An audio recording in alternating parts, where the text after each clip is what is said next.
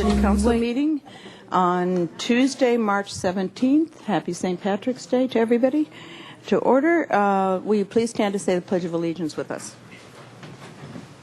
I pledge allegiance to the flag of the United States of America and to the republic for which it stands, one nation, under God, indivisible, with liberty and justice for all.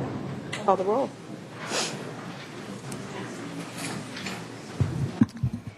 Councilmember Falcone.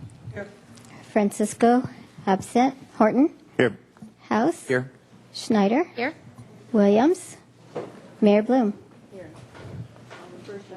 Item number 1, proclamation declaring March 16 through 21, 2009 as Teen Appreciation Week. All right. Got the teens here and the providers. This is wonderful. I was over at the Teen Center last night. It's so great. I love it. Oh, look at all of them. This is good. Crowd in. I'm going to read this proclamation and then you can talk a little bit. It's whereas today teens are confronted with the challenges incidental to youth as well as many challenges facing our society.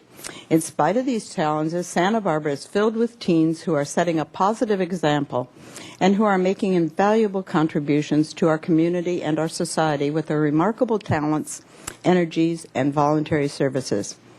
Youth leaders such as the Santa Barbara Youth Council, ADAP Teen Coalition, Future Leaders of America, Friday Night Live Clubs, and others, through their enthusiasm, creativity, and fresh perspective, are a natural resource and help for city leaders in making a difference for the community at large. It is appropriate and vital that we reinforce this positive behavior and commitment among teens, instilling in them a sense of responsibility and appreciation. And on the second anniversary of the opening of the 1235 Teen Center, we acknowledge and celebrate the input, advocacy, and community services of our teens. So I, as mayor, do hereby proclaim the week of March 16th to 21st, this very week, as Teen Appreciation Week. And we encourage all residents to celebrate a teen through your understanding, respect, and gentle reassurance to them, and through your participation this week in all appropriate activities that celebrate teens and the positive ways they contribute to our community, and we're very grateful for that. So let me, yes.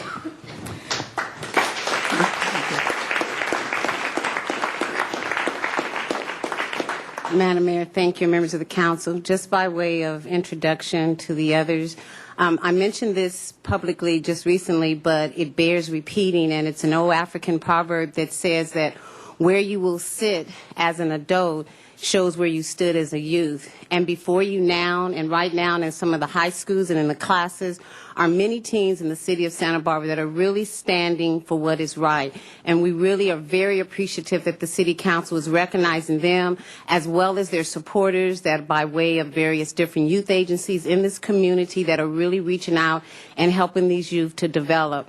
So on behalf of Teen Programs, it's my privilege to be a part of this group and then to introduce to you Alex Wong, Vice Chair of the Santa Barbara Youth Council, and Evelyn Aldapa, as well as the many other supporters and providers that are here. So, Alex. Okay, thank you. Alex.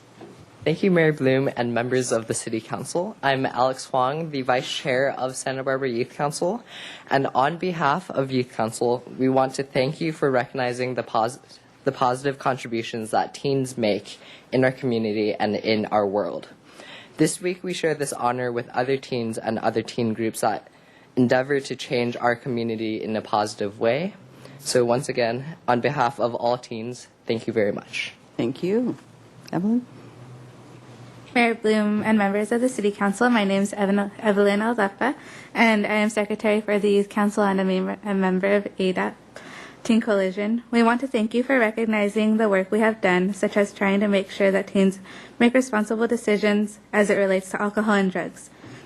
We think that the work we do is positive, and we appreciate your recognizing our work.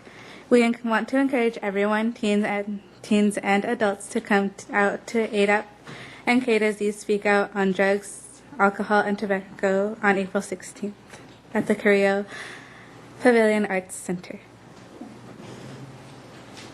Hello, Mayor Bloom and members of the City Council. I am Elisa Flores, and I am a member of U City Council, and I am also a member of ADAP. And today is free memberships at the Teen Center, and we have activities planned all week, including a family day for teens and siblings to come out on Thursday, March 19th. Again, thank you for your support for the teens in our community. Thank you. Madam Mayor, members of City Council, thanks so much for taking the time to honor teen today. My name is Arely Barreto, and this is Joe Sachs, and we are members of the production team for City at Peace Santa Barbara. We wanted you to know that City at Peace members are working very hard right now, writing our new show, which is coming up in May. We have learned a lot about each other this year, about our differences and what we all have in common. We want to tell the public about our lives and what we face every day as teenagers in Santa Barbara. For your information, our show will be held on May 7th, 8th, and 9th and at the Center Stage Theater. That's Mother's Day weekend, and we would like to invite you all to come and see what we've been sharing with each other all year. Thanks so much again for honoring us today. Thank you. Thank you so much. It's very wonderful that we have so many good teens, and they're all, not all here, but all these teens are very active in our community. It's very good. Go ahead. Hi, I'm Selena Rockwell, and I work with Fighting Back's Youth Service Specialists, and I just want to thank all of you for your support. We are right now planning our Free for the Weekend campaign coming up, and we've got a lot of teen leaders planning activities and getting the community involved in support of their choice to be drug and alcohol free. So I wanted to thank you for that. Thank you. Anybody else? Yes. Yeah. Hi, Ellie. Hello, Madam Mayor. Hello, City Council members. My name is Ellie Iverson, and I'm a Youth Council member. And I just wanted to thank you for appreciating us as teens and also remind you that we are going to be having an aerosol art show on April 24th in response to the Speak Out that we held in January in regards to graffiti. So it's open to all high school students in the county as well as junior high students if they're interested. And we just think it's a great opportunity for young artists to come and show their work to the public. And how do they get a hold of you? Or we're going to be handing out flyers to all the schools and by word of mouth. Okay, very good. Yeah. Thank you. And the first Thursday it must be in May. You're going to be on that route, so that's Hopefully very good. we will be. I'm Yeah. working on that right now. That's so. good. Okay, so we could come and see the art show at the Teen Center. Absolutely. Thank you so much. Thank you. Anybody else? There's so much going on. It's amazing. Yeah. Just a second. Go ahead. Sure. My name is Gabriela Rodriguez, and I'm the program coordinator for Future Leaders of America. And once again, we want to thank you for your continuous support towards our youth. Future Leaders of America works hard to reduce drug and alcohols in affecting our youth, to prevent many of the problems that currently affect our youth. And I also want to extend the invitation. Our Family Leadership Camp is going to take place on May 1st, 2nd, and 3rd at Camp Whittier here in the Santa Barbara Mountains. And I'd like to extend the invitation for you all to experience a little bit more of what these families go through. Okay. Thank you so much. And we have the City Corps folks here. This is good. Good afternoon, City Council and Mayor. We'd just like to thank you for recognizing the teens and all the work they do, volunteering with the City Corps program. We have about 20 teens that assist us in various community events.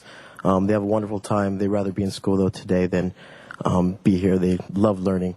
Also, we'd like to thank you for recognizing all the wonderful programs that are out there as we collaborate with the 1235 Teen Center, teen programs, Downtown Boys and Girls Club, and many, many, many more. Thank you very much. Thank you. Thanks so much. This is very wonderful. We need another round of applause here for all our teens.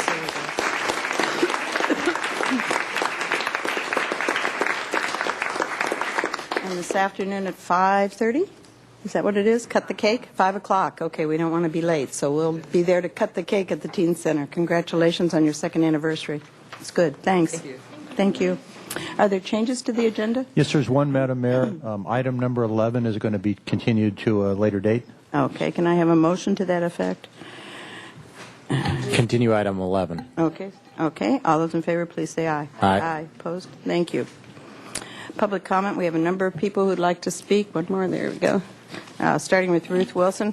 I hope I got them. We try to put them in the order which they are put there, but I think, but I may have messed them up. I'm trying to do it right. But Ruth Wilson will be followed by Wayne Scholes. Thank you. Well, the top of the afternoon to you, City Council members, Madam Mayor. Jeff Schaefer was going to come and speak to you today. He was too busy to make it, so I will speak in his behalf. He is a street pastor who is working a lot on the west side with the village.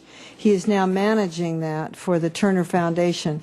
Well, this week he has 45 students from Westmont College who are out on their spring break who want to work out in the city streets with him. And it's a pretty lively place on the west side. They have been walking and praying, playing with all the children, and the apartment next to the village is getting now involved. All the children are coming over to the village, and these young people have just been phenomenal with those kids, and they're putting in new play equipment. They're having a community barbecue, dessert in some of the apartments there tonight. So it's really a lot of good work. I mean, there's just like light being shown on the west side. And of course, it's all about developing relationships and kindness and caring. And it's all about people doing thinking in terms of God, like what we do to the least of them, we do for our Heavenly Father. And so I lift you up right now to God, and I ask that He bless you with His vision, His guidance, His direction, His priority list, and that you would see things His way, and that it would be a matter of people rather than things. And I pray this in the name of Jesus Christ. Amen. Okay, Wayne Scholes will be followed by Kay Mortar. I'm here to speak about Robert Ehringer's latest article on abuse of power of the chief of police, and you can go get this online for Robert Ehringer, E-R-I-N-G-E-R. Click on the Santa Barbara News Press articles, and when the next page comes up, click on the columns. This has to do with allegations of embezzlement, tax fraud, elder abuse, assault and battery, and behavior befitting a deadbeat. And I want to let everybody know that every single person sitting up here, including the district attorney, has a copy of this. Last week's column on police Camarino Sanchez abuse of authority evoked an avalanche of email to the investigator. The Wayne Scholes trial on the apparent misconduct of Chief Sanchez has clearly touched a community nerve. Anecdotes starring Chief Sanchez as a bully filled our mailbox, with several correspondents requesting we keep their names and stories confidential for fear of reprisal. At what point did Santa Barbara enter a time warp and land in the former Soviet Union? Others corroborated eardrum erosion from a line that seems to be the chief's menacing mantra: "I'm not someone you want to mess with."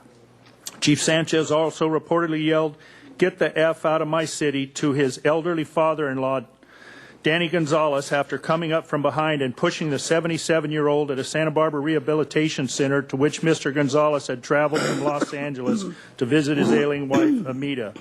Mr. Gonzalez's son, Daniel, who witnessed this assault and battery, told the investigator, "As my father left a conference room after talking to a hospital administrator, he was followed down the hallway by Cam Sanchez, who then pushed my father in the back while yelling at him to get the F out of my city. My father, although nearly falling, was able to keep on his feet. As Cam Sanchez is police chief, my father thought it would be futile to file a report. Mr. Gonzalez and his son are estranged from their daughter, sister, Olivia Guadalupe Sanchez, and her husband, Cam Sanchez. 5 seconds. Stemming from an incident 10 years ago when Mr. and Mrs. Sanchez allegedly attempted to fleece them out of their 50% share of a Los Angeles real estate investment." Thank you. We have Kay Mortar, followed by Tamara Erickson.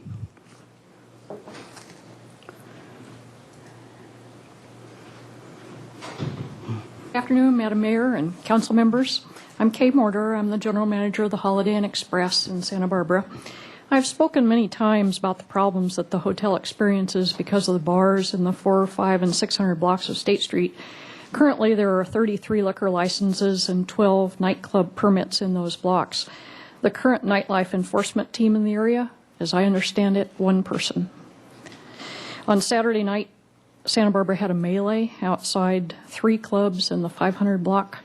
The clubs are Statement at 519 State Street, O'Malley's at 523 State Street, and Madison's at 525 State Street. All these nightclubs have nightclub permits. When police arrived on the scene, there were approximately 30 people fighting outside these clubs. As it was closing time, 100 people soon joined the fray, preventing police from gaining control of the situation. Drunken people were tasered, handcuffed, and some were arrested. This public brawl happened in front of the Hotel Santa Barbara. If you were a guest at that hotel, how safe would you feel? Is this really the downtown you want for your city? We've created this situation by not limiting liquor licenses and dance permits in this area. There's a real need for nightlife enforcement in the 400, 500, and 600 blocks of State Street. There's also a real need to limit liquor licenses and nightclub permits in these blocks. This need is immediate and pressing. Last year, the Holiday Inn Express contributed over $400,000 to the occupancy tax. I have a continuing commitment to my guests to speak out for safety and noise concerns in the area. If I do not maintain a certain level of guest satisfaction, Holiday Inn Express will pull our license. I find it hard to believe that the city does not value these two hotels and what they represent to the city. What penalties will the city impose on these three establishments for this public brawl? Thank you. Thank you. Tamara Erickson, be followed by Ken Locke. Mayor Bloom and members of council, I will read this fast. Hopefully I will not go over my time. My name is Tamara Erickson. What my employees witnessed firsthand and what our security video captured on the sidewalk in front of Madison's and Statement at 1:40 a.m. Sunday morning was complete chaos, not the kind of media attention we hoped to receive, to say the least. By all accounts, the numbers of rioters and bystanders reported was underestimated. Anyone who lives or visits our neighborhood knows that the lines regularly form on the sidewalk outside clubs that are on capacity, that are at capacity, and capacity for our neighbors Madison's is 247, Statement is 214, O'Malley's is 299. Our block alone reaches capacities inside the clubs of over 1,200.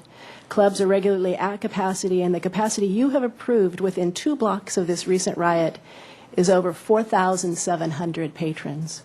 And that doesn't include bars across the street like Joe's in Old Kings Road. This incident doesn't come as a surprise to me, and it shouldn't come as a surprise to you.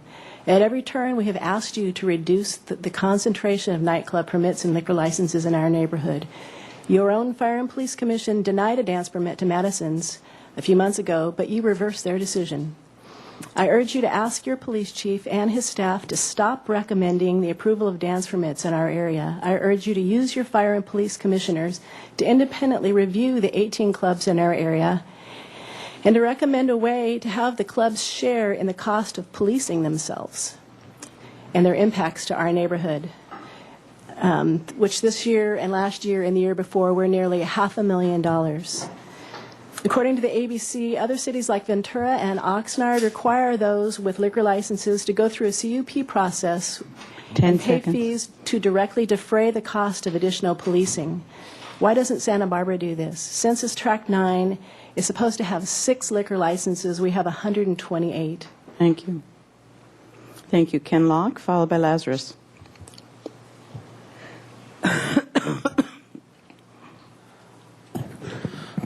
My name is Kenneth Locke. I did a video this morning titled Delusions of Wealth. It kind of parallels the whole concept of delusion of grandeur. This whole social economic model that you're basing your realities upon are delusional. The wealth that people assume that they have through their labors or whatever, however they get this wealth, it's mental illness. It's delusional. The standard for wealth, as I mentioned in this video, is based on a community that works together, and it's a common wealth. It's a community-based wealth, and that's the standard in relation to wealth, true wealth. Now, currently, this system, this is false wealth. This is where wealth is accumulated based on false concepts. It's delusional. It has no foundation to base itself. And I'm sorry to say that eventually, if people are actually intelligent enough, eventually this whole system will crumble and fall. I just wanted to share that with you today. Thank you. Thank you. Lazarus will be followed by Frank Vinales.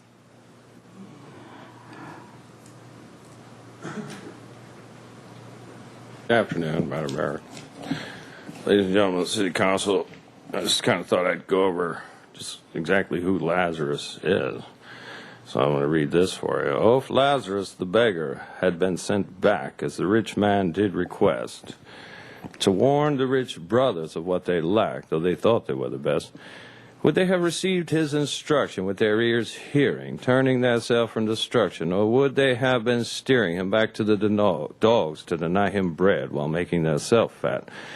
Because of the illusion in their head, which is truly only that, those because they sleep upon a bed fluffed with pillow salt, while with abundance are fatly fed, much food being in the loft, what, they shall be justified when they are dead, their brother found out otherwise.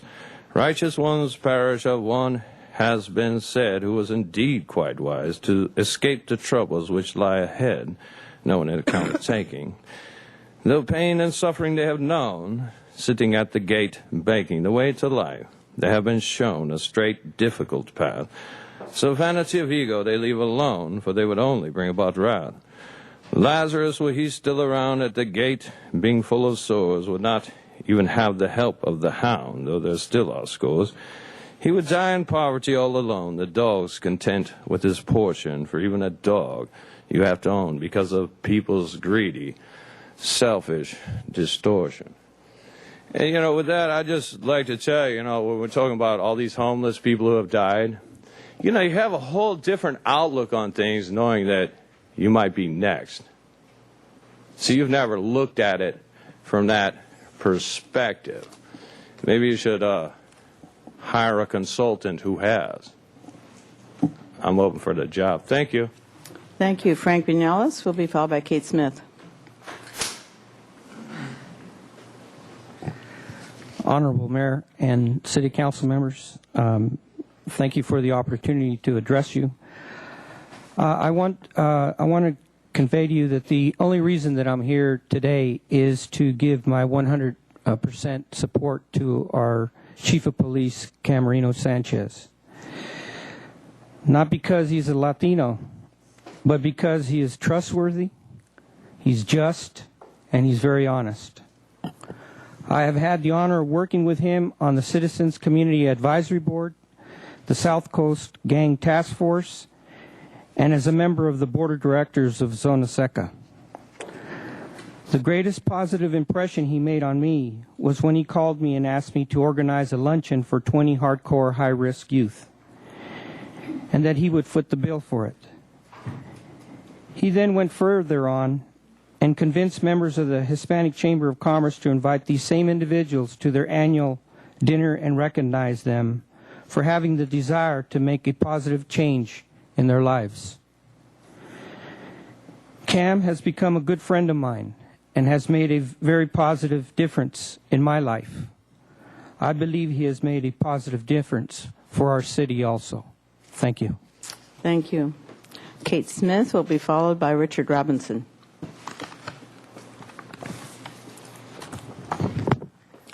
From the Nuclear Age Peace Foundation, Teach Peace.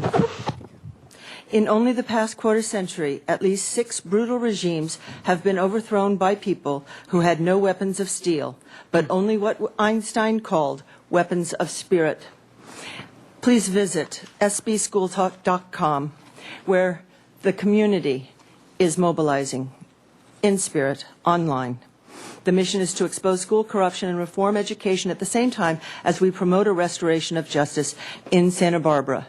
With all due respect for Frank Vinales, the truth is Cam Sanchez is doing nothing more than inviting our youth to luncheons and paying for that. They need more. They need models. They need community. They need democratic education. That does not exist in Santa Barbara. So I will continue with the Robert Erringer article, which will be placed in other newspapers and distributed by my husband. Collusion, lies, and cover-ups seem to be the hallmark of law enforcement in Santa Barbara. The police chief's behavior should be investigated by the DA's office or a grand jury. We have tried that before. I have recorded the DA's investigator, Dave Saunders, saying, "We will not investigate your complaints, Mrs. Smith. Go get a private lawyer." Again, it is too bad Santa Barbara cannot do better than to hire someone so out of his league. More. He arrests an advocate for the elderly because he can't take the heat when a citizen displays displeasure with the poor job he is doing fighting crime in the Mesa area. He should resign or be removed. We also received a curious tip-off regarding Cam Sanchez's property holdings, a lead we investigated and confirmed. 10 seconds, please.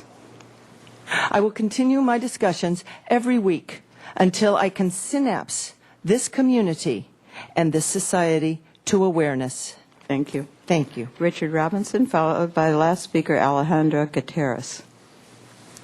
Mr. Robinson.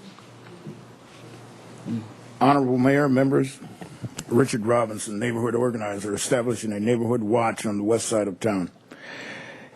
In defense of your police chief, briefly, I met him on state several months ago. Instantly, there's a rapport.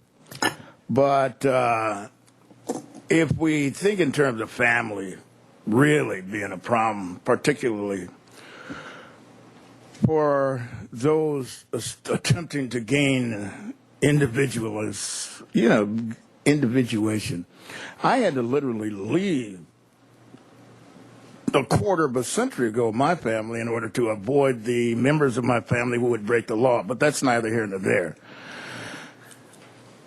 Ma'am, street lighting in certain parts of the west side is inadequate. Because of this lack, crime is problematic. I talked with the sheriff this morning at the Board of Supervisors meeting. The new jail is going to be an effective tool in policing the criminal element within the homeless population. Because of the dope addiction increasing, because dope dealing is on the increase, street lighting can be an effective tool in fighting crime because they hate well-lit streets. Thank you.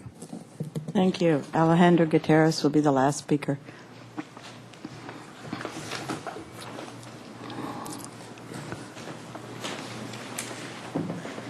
Hello, I'm Alejandra Gutierrez, and I work at Santa Barbara High School. And I'm here today. I don't have a speech, but I'm here today to support 100% our chief, Sanchez. And I just wanted to say that the chief has supported many youth programs and not just luncheons. Like we have a mentor program at Santa Barbara High School. And the mentors for the students at Santa Barbara High School are UCSB students.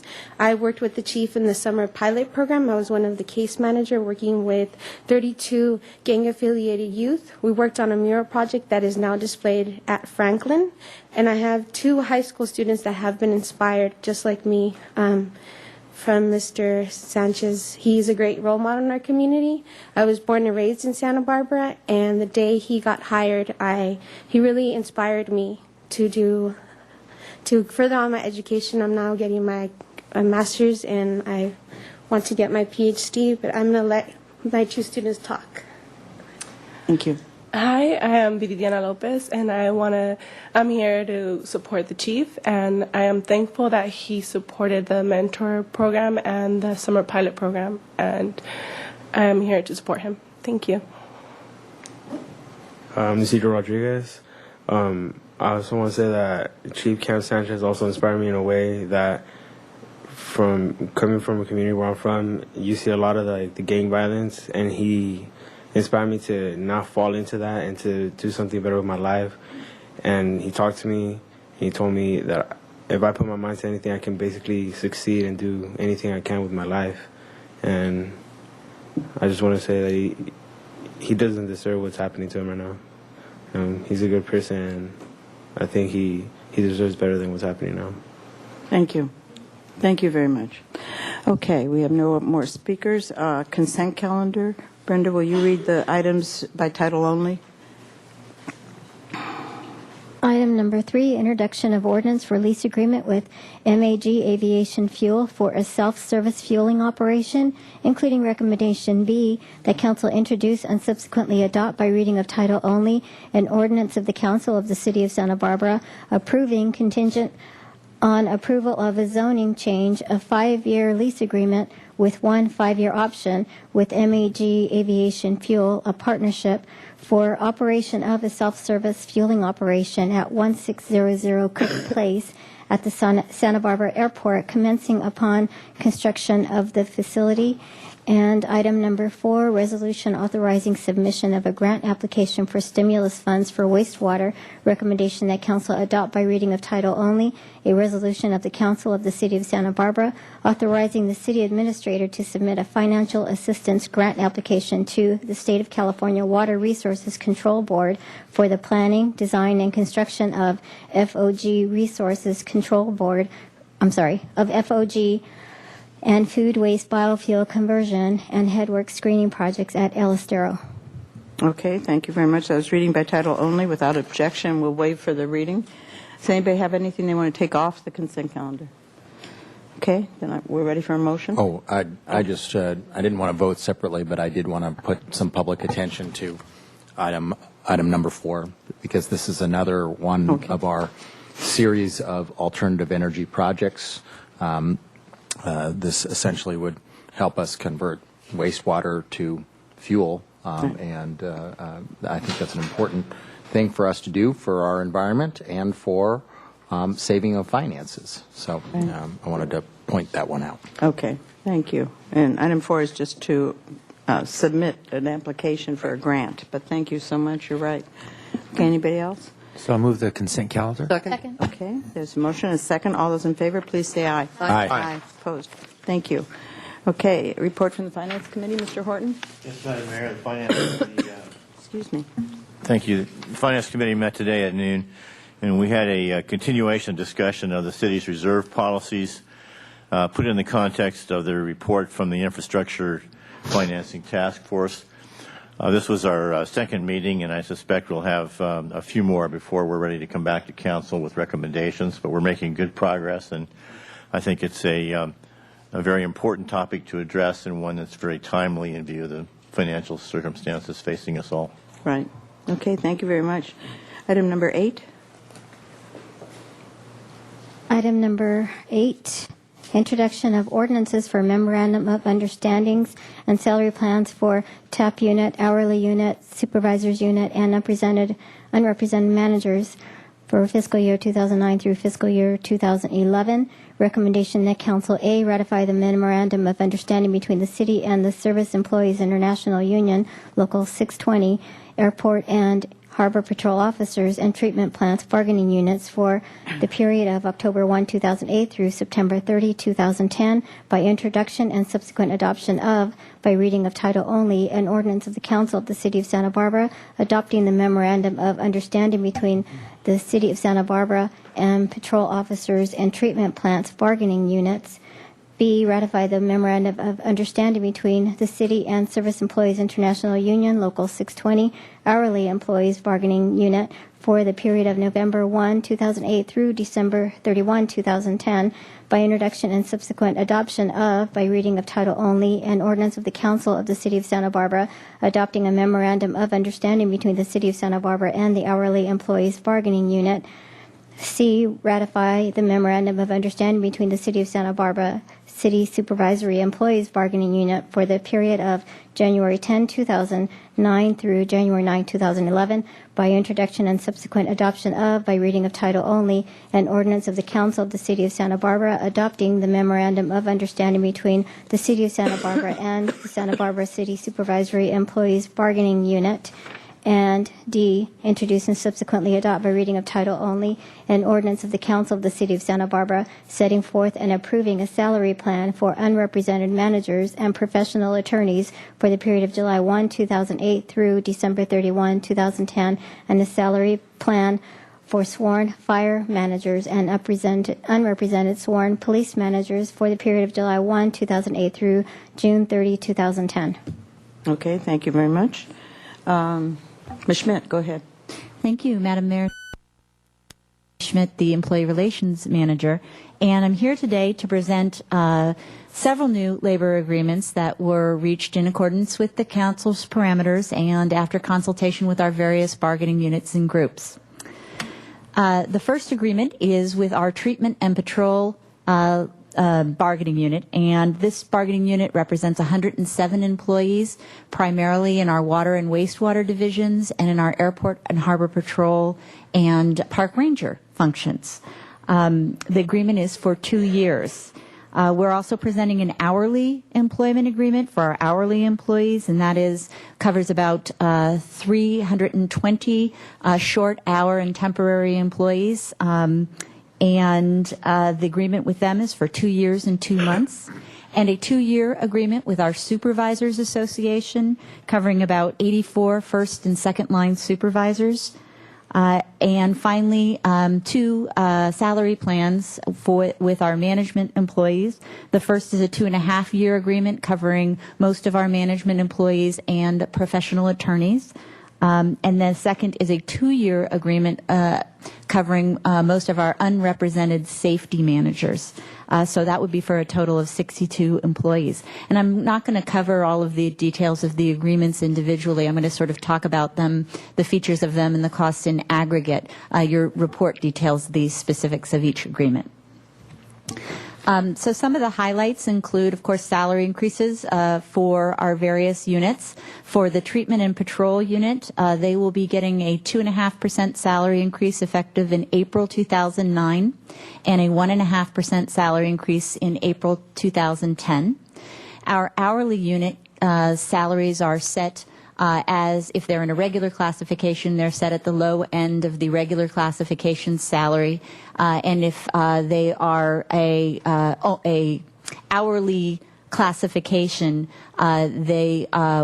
their salary is longevity based, and so there are increases under that longevity formula. For supervisors will receive a 1.5% salary increase effective January 2009. A 1% salary increase in September 2009, and a 1.5% salary increase in April 2010. Managers under the 2.5-year plan will receive 2.5% in April 2009 and 1.5% in April 2010, with the exception of our safety managers, who will receive 3% and 3%, which is the same as the Police Management Association. For most of those managers, the effective date will be the same as the other managers, with the exception of the fire battalion chiefs, which will be retroactive to July 2008 and July 2009, which is the same as the Police Management Association's labor agreement. The TAP agreement, Treatment and Patrol agreement, includes 4.3% in market equity adjustments, and this was due to a salary survey that determined that some of our classifications, particularly in the distribution and collection area of our water and wastewater operations, and also in our patrol areas, were below the labor market average. And so those market equities equal about 4.3%. And the Treatment and Patrol unit only also will be getting a medical benefit increase. The other agreements do not include a medical benefit increase. Treatment and Patrol and supervisors will get small increases to retiree medical. And non-safety supervisors and managers will be eligible for the Cesar Chavez holiday. And those are the major components of the increases under the agreements. Each of these increases to varying degrees includes some budget measures, and I want to talk about the budget measures and then sort of show you how those actually impact our budget in 2009 and 2010. The first is lower fiscal year 2000 increases than budgeted. We had budgeted for most group 4% per year for increases in 2009, and particularly for managers and supervisors, what we ended up agreeing to is much less than that.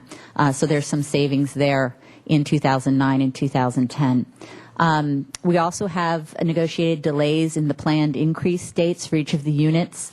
in both fiscal year 2009 and fiscal year 2010, which creates short-term savings in those fiscal years. Particularly treatment and patrol would normally be eligible for salary increases in October, and they've pushed those forward to April. Supervisors would normally be eligible in January. We've pushed those forward to April as well, to September and then April. Managers would normally be eligible for increases in July, so we've pushed those forward a full 9 months, and you'll see some significant impacts there in the short term for those increases. So that you'll see some impacts there as savings. And then we have agreed to up to a 5% furlough which is about 104 hours per employee for fiscal year 2010 for supervisors and for managers in fiscal year 2010 and possibly 2011 if that's needed when we get to that point.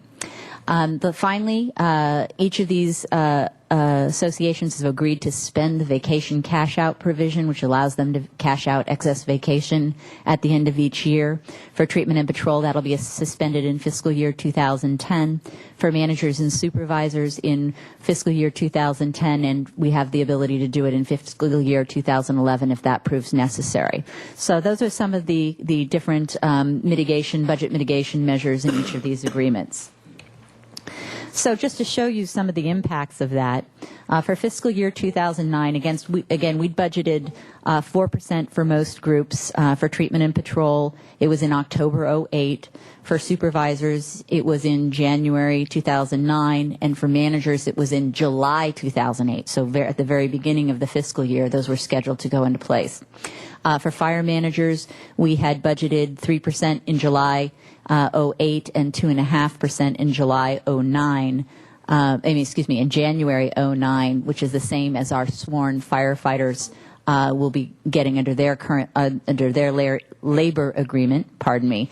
So you can see that in great part what you'll see in this year is that we gave lower than budgeted salary increases and on a delayed schedule from those anticipated increases when the budget was developed. So you could see that it saves, the budgeted amount for these increases was about $879,000. The actual cost in fiscal year 2009 will be $272,000. We will end up under the current fiscal year 2009 budget by about $606,000 this year.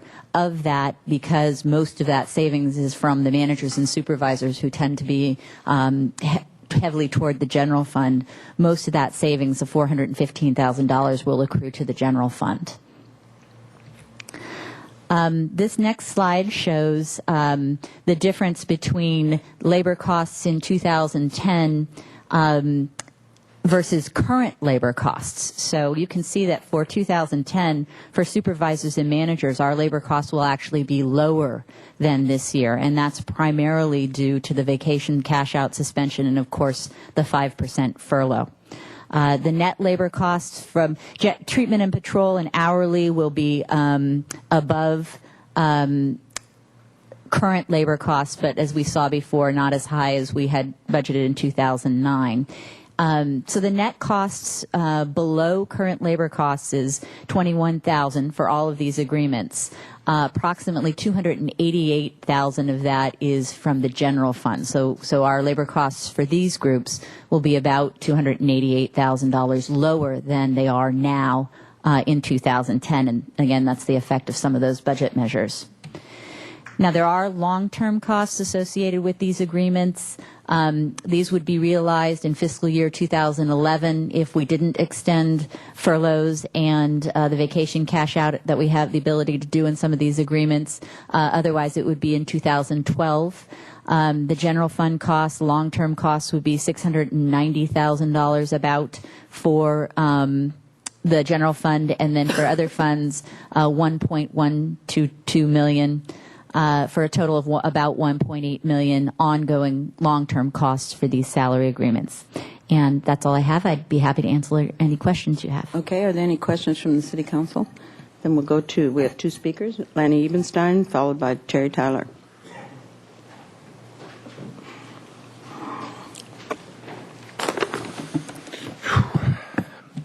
Mayor Bloom, members of the council, Mr. Armstrong, I'm speaking today on behalf of the Santa Barbara County Taxpayers Association.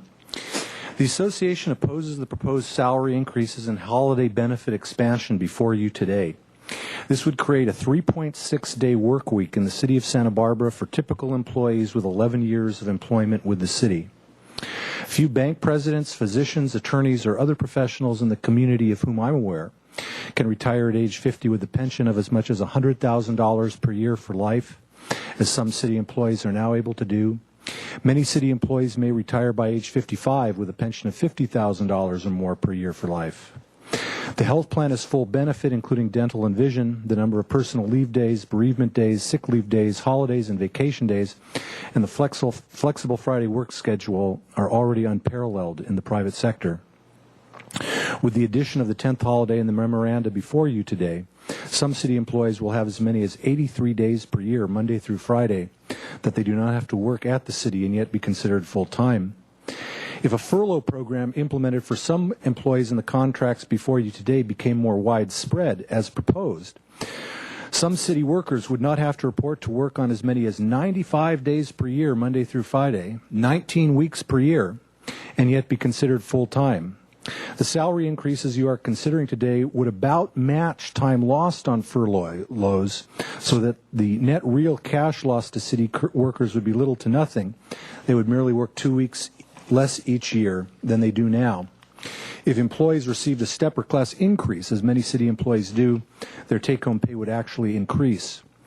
In this case, with more general furloughs, the average full-time city work week for many city employees would become 3.2 to 3.4 days each week they had to report to work at the city. However, irrespective of any city furlough program, the average work week of many city employees with 11 or more years of employment with the city will now become about 3.6 days per week. The Santa Barbara County Taxpayers Association believes that the City Council should turn these contracts down and go back to the negotiating table with all city employee organizations, developing new contracts that will be in the interest of the community. Thank you for your consideration. Dr. Ebenstein, I'm going to have to, I don't know where to begin to ask you questions, so maybe I just won't. But when you say we're going to get all these days off, you're including what we have right now is we work 40 hours a week. So in 2 weeks we work 80 hours, and we compress that 80 hours into 9 days instead of 10. So what you're doing is counting that 10th day as a day off. Okay, a holiday. I tried, Mayor Bloom, I appreciate right? your comment. And no, it's not a comment, it's a question to you. Is that right? I appreciate the question. Okay. I tried to be clear when I said that they will have to report to work on a certain number of days. So my point is not the number of hours. As I stated, it's the number of days people reporting to work, and the 83 days, Monday through Friday, that employees in the city of Santa Barbara may not have to work is, in our view, unparalleled in the private sector. And Mayor Bloom, if I may ask a question, do you know private sector employers for whom 83 days a week, 83 days a year during Monday through Friday, they're I'm able... not buying into your 83 days, so you're going to have to, and if you want me to buy into it and understand it, you're going to have to explain it, and you're not. Okay, So, then and maybe you can follow up with a memo or an email or something like that, because I just don't, I'm not there with you on it. Okay. I understand that you're good at numbers, but so am I, and so I'd like to hear what your numbers. Taxpayers appreciate the opportunity, and we'll have something to you within the next day or so. I appreciate that. Thank I you. really We do. very much Thank appreciate you. your interest. Okay, Terry Tyler next. Thank you, Mayor Bloom, City Council members. As some of you know, I'm a retired CPA, 36-year resident here in Santa Barbara, and I'm a former outside auditor of both the city and the county financial statements back in the 1980s when Terry Ruther was your finance director. I'm here today to suggest that approving these labor agreements and salary increases at the same time you're asking your department heads to dramatically cut their budgets is not only illogical, but it's irresponsible. I recognize that your HR department has been working for some time on these agreements, but since these negotiations started, economic conditions have changed dramatically. I also suggest that your employees, if asked under today's conditions, might rather take salary cuts rather than face inevitable layoffs and furloughs. We've already talked about 104 hours of mandatory furloughs. These will be required for the 2010 budgets and probably beyond. They did negotiate such salary cuts at the City of Ventura. They agreed to a 5% salary cut. In any event, the employees should have a chance to revisit this issue, taking into account the dramatic change in economic conditions and the possibility they have of now being laid off. In closing, I feel compelled to remind you that most of you took campaign contributions from the Service Employee International Workers Union, and now you're sitting in judgment on that contract. I would suggest that you might want to abstain from voting on this issue because it's a conflict of interest. Thank you. It's interesting that you didn't mention anything when we did the police union. But that was a while ago, I guess, and they're still going to have a raise this July. So, anyway, thank you very much. We have no more requests to speak. Mr. Williams. I did want to clarify something that's very important, that is fact-checking on Mr. Tyler's statement. The City of Ventura employees have not agreed to a 5% pay cut. They have offered a 5% furlough, similar to the one that we are asking our employees to take in exchange for a guarantee of no layoffs from their city manager and city council. And this is what we as a city are attempting to negotiate with our employees, is really actually becoming much more of a standard around the cities and counties, where we are attempting to save money by doing mandatory vacation, unpaid mandatory vacation when there are days that very few people attempt to access city services. And I think that's a responsible strategy. Because we have contracts with employees, we can't just do this by fiat. We do this by negotiation. And part of the negotiation is that what's in the city's interest is to save that 5%. What's in the employee's interest is to someday, years from now, get a raise. But it's not going to happen anytime soon. What we're doing in the short run is saving money.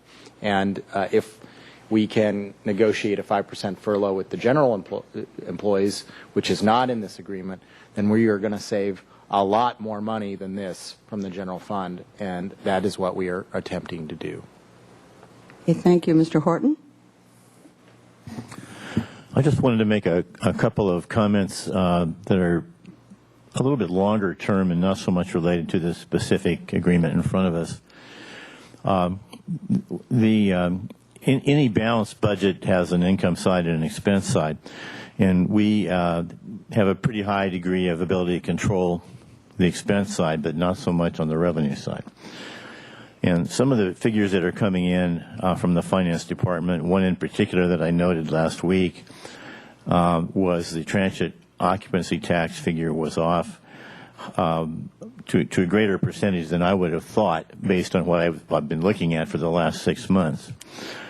And I won't be your finance chair much longer, but I did want to caution that when we put together the planning for subsequent fiscal years, we need to be extremely cautious on the income side of this equation, because I was in a part of the country, Nevada and Utah, where parts of the economy are still basically in free fall. Now, that isn't necessarily the case in the city of Santa Barbara, but how that spins off is something that isn't clear to me at this point. So when we go to look at the outer fiscal years, we've got to be exceptionally cautious, and perhaps I think we always do conservative revenue projections, but I would suggest that we need to be even more conservative than we have been, simply because we don't know what's going to happen. And I would rather be conservative on the front end than have to do cuts as we get further into it. So I think I'm just suggesting that we use a great deal of care as we look forward. Thanks. Thank you. Anybody else? Then we need a motion. Or not. I'll move items A through D. Second. Okay. Any discussion? Just a Yes, moment. Mr. House? Yes, I just wanted to thank Ms. Schmidt and the folks in our staff that worked so diligently with the representatives of the workers. And I also want to appreciate those from the other side who came to the table and who changed their expectations dramatically in this conversation to be able to come to this agreement. Going in, we went in, as was mentioned by one of the speakers, in effectively a different economic climate.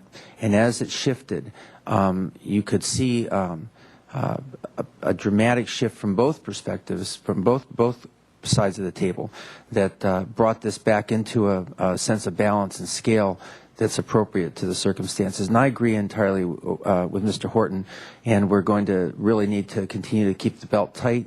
But that's what this represents. This agreement represents that, and I believe that we're on the right track with this. And I very much appreciate the comments that Mr. Williams had just said a moment ago. It's very important to put into perspective that all of us have to pull together to make this work out. And the employees that we're talking about, I'm sorry to go so long, but it's just kind of important to say this. The employees that we're talking about are those who are, and in the last round of negotiation, are those who are providing vital and essential services for the people of the city of Santa Barbara.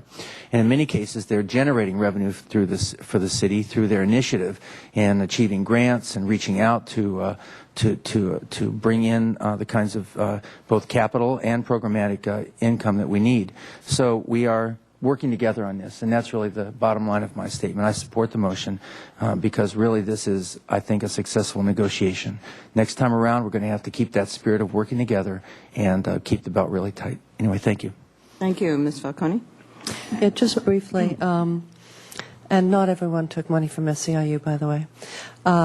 This particular set of contracts was the negotiations were started quite a long time ago, as Mr. House just alluded to, in a very different economic climate, as were some of the other bargaining units that closed their contracts and reached agreement in a very different economic climate. But as this went on and on, as Mr. House said, many things were brought to bear to the table. People took stock in the changing economic climate. And truly, the good faith, and this is my fundamental bottom line, the good faith that was continued in the negotiations at the bargaining table was on both sides. Now, to yank the rug out from underneath a good faith bargaining process, I think is fundamentally unfair, especially when both parties have been trying so hard to reach an agreement under very, very difficult circumstances. And for these reasons, fundamental fairness, the relationships that we've built, and the value that we place in our employees, in all of them, I will support the motion.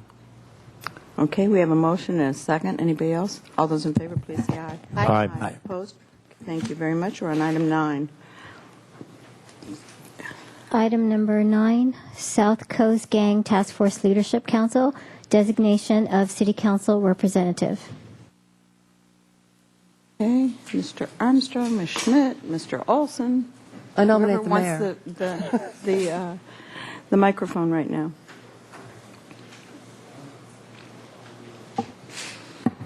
There you go, Mr. Olson. Thank you, Madam Mayor and council members.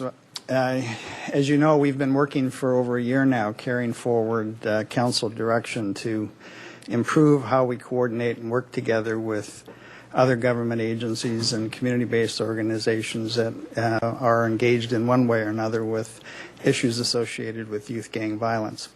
And we're at that stage where we're ready to move forward with establishing the Leadership Council for this South Coast Gang Task Force, and we're recommending that council today appoint the mayor to represent the council on that Leadership Council. We're looking at a first meeting of the Leadership Council on April 22nd. The Executive Council has been meeting, or has met once, and will be meeting again later this week.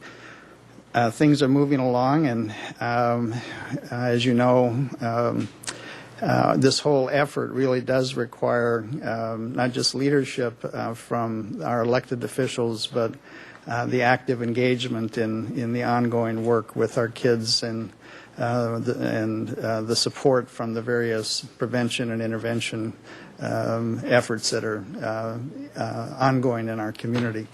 And we are very hopeful that this effort will gain momentum as we bring the organizational structure together, and we look forward to your representation on that Leadership Council and help provide the leadership to it as we move forward with this important work. Okay, thank you very much. So go moved, ahead. Madam Mayor. Okay. Okay. All those in favor, please say aye. Aye. Aye. Opposed? Thank you. I'm honored to be doing this. I think it's really a good thing for our youth. And we're trying to steer them in the right way, and I think we can do that. Thank you. Don, for the I may have benefit forgotten of the something public, in the yeah, motion. I would really love you just to sort of give the 3-minute version of what we are up to for the benefit of the public. I think What's happening? what is happening? Our summer intervention program with kids out of Los Good idea. Prietos. Please give us the short version. Well, when we started this effort over a year ago, we were somewhat surprised to learn how many different agencies and community-based organizations are, in fact, working in one way or another with our youth, or in the case of government agencies, have mandated roles in one form or another in dealing with kids as they might get in trouble and with the law and so forth. And from that initial set of organizational meetings or brainstorming meetings that we had with the leaders, the executive level leaders of those agencies and organizations, we realized that a great deal could be accomplished just by improving basic communication and coordination, and then from that building collaborative efforts that combine resources in new ways to address issues that have not been met, or are addressing the issue with new strategies. And all of this so far, not all of it, but almost all of it, has been done kind of on a volunteer basis by the various agencies and organizations. We've been trying to raise funding to establish a permanent set of caseworkers, outreach specialists that would be largely responsible for initiating the individual plans, working with the kids that are most in need. But we've been very impressed with how willing all the people and organizations have been in coming forward with stepping up and making that contribution. So what we have basically is a structure that is like a three-legged stool. We have our strategy starts with active engagement one-on-one with a set of caseworkers or outreach specialists that work directly with the kids who are either engaged with gang activity or at high risk of being engaged. The other stool are the pool of community-based organizations and government agencies that provide services in one form or another, or activities, or counseling, or hands-on support to kids, whether it's in the area of job development or developing employment or job readiness skills, or hoods in the woods, turf to surf, that kind of thing.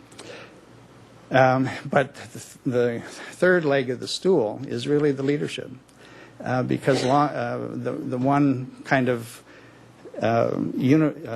total, or one of the points that there is total consensus on, is that the issues that we're facing today with youth violence aren't going to go away overnight. We can do, intense enforcement, and our police department has been doing intense enforcement when laws are broken and people are hurt or killed. But the core issues that these kids are facing and the challenges that their families are facing are issues that we need to be committed to solving in the long term. And that's going to take a long effort. And our focus right now is on the kids who are engaged or at high risk of being engaged. And that's just the start.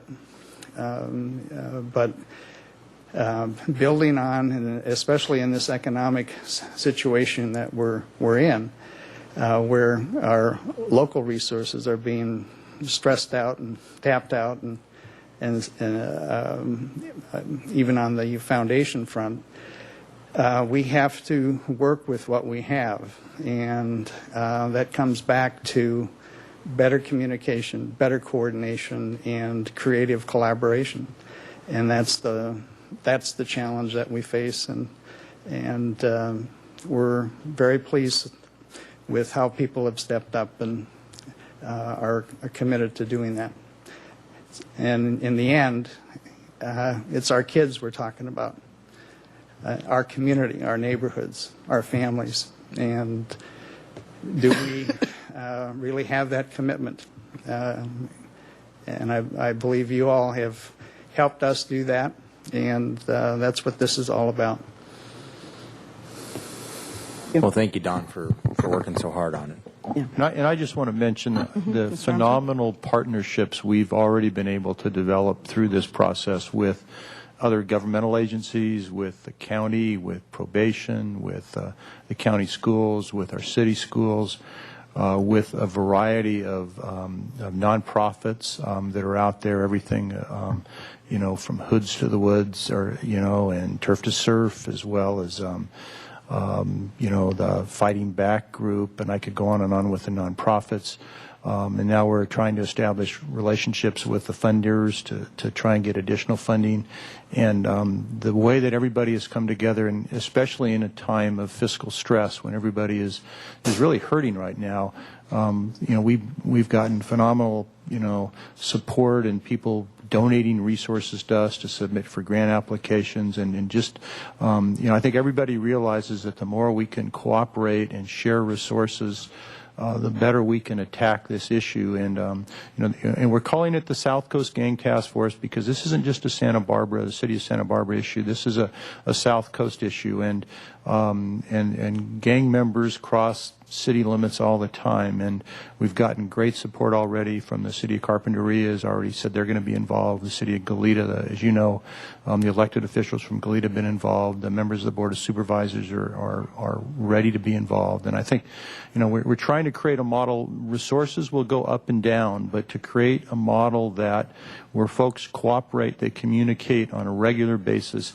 and specifically they identify the kids that we need to find help for, specifically identify them, and then say, okay, how are we going to try and help these kids, whether it's helping them get through school, help them find jobs, help them get counseling, if they've got drug or alcohol issues, help them in those areas. We think the model's got a lot of potential. Over the next year, this is going to be in some cases a ready, shoot, aim process. We don't have the perfect answers here, but we know by all of us working together, we're much more likely to have good success. Very good. Thank you for that explanation. Ms. Schneider and then Mr. House. Thank you. Thank you, Mr. Olson, and for your consistent and persistent passion behind this. The recommendation also called for an alternate, and I'd like to nominate the Mayor Pro Tem for that position in the case that the Mayor can't make the... A good idea. Okay. Thank you. Did we already vote? We did. Well, we voted just for your The motion was actually for the recommendation, but go ahead. Okay. So you made a motion and a second. All those in favor, please say aye. Aye. Opposed? Okay. Thank you very much. That's what he gets for missing this meeting. No, it's a good one. Thank you, Mr. House. Just Go ahead. very quickly, to Don, to Jim, to Marty, to everyone who's participated in this so far, thank you so much. With a big distinction I'm seeing is that this is not a short-term program, get us through the summer kind of thing, which we needed to do, and we've done that. This is the long-term, this is the institutionalizing our response. And Mr. Olson, I just think if you could just take a moment on that, the institutionalizing of a response is really distinct from trying to solve an acute problem. This is a problem that's really deep. The vast majority of our young people in Santa Barbara and the South Coast are great kids doing wonderful, and the kids that are in trouble need help and a long-term commitment. Maybe just take a minute on that, and then I just really appreciate you so much. Olson. Yes, Councilmember House, the consensus point, I mean, the universally embraced consensus point is that unlike previous efforts that have been engaged with by the community in the last 10 years or 15 years, where the violence goes up and the community's response goes up, and then the violence goes down and the response goes down, and we lose focus. It's where it's no longer the issue of the day, and therefore we can move on and do whatever else might be in the headlines. But the universal consensus point was that this is, in order for us to seriously address the issues that and provide the support to the kids who are already kind of in that pipeline of being in trouble or at high risk of being in trouble, we have to be committed for the long term. It's not going to go away overnight. The serious prevention efforts have to start at a very early age. I mean, that's what the research is telling us. That's what the professionals who we've engaged in this conversation with from the university and in other areas. And in order to do that, those organizations that are working with the kids at those very early ages basically have to take on the challenge that we've taken on with this more limited, focused priority population. They need to basically do the same thing, get organized and focus more effectively on the core issues that lead to the educational problems, the behavioral issues that evolve to gang membership as they get into their early teens and so forth.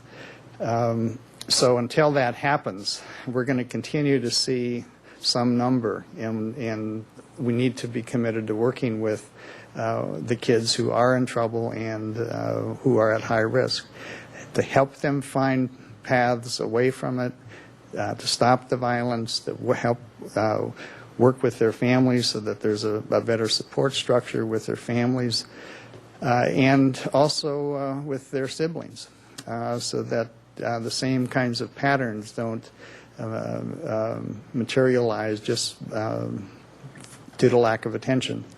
And there are some very good efforts out there. There are a lot of good people who are doing really good things with our kids, and they need support. And that's what this is about, building a structure, an institutionalized structure to help support that really good work, and doing it on a case-by-case basis. Thank you very much, Mr. Horton. Well, since you gave me the opening, the budget that was agreed upon in Sacramento forces a very significant reduction in funding for First Five of California. You mentioned the importance of the early years of a child's development, which I have, the more I've been involved, and I am a commissioner, the more I learn that so many patterns are set by the time a child enters school. And of all the programs that we could cut in the state, to cut that program, which deals with the health of the children, the safety of their family, their preparedness for entering school at grade level, I can't think of a worse place to cut than this proposal, which will be on the ballot, I believe, in May. So I just have got to say, speaking as as an individual and as a commissioner that we must not support that measure passing. And when it comes closer, you'll give us the number and all that, because we've got to keep track of this thing. I agree. Okay, thank you so much. Thank you for giving us that summary. We have a closed session. Go ahead and read it, Brenda. Item number 10, conference with labor negotiator. Okay, and we'll adjourn out of that closed session. And happy St. Patrick's Day to everybody. I'd like to croon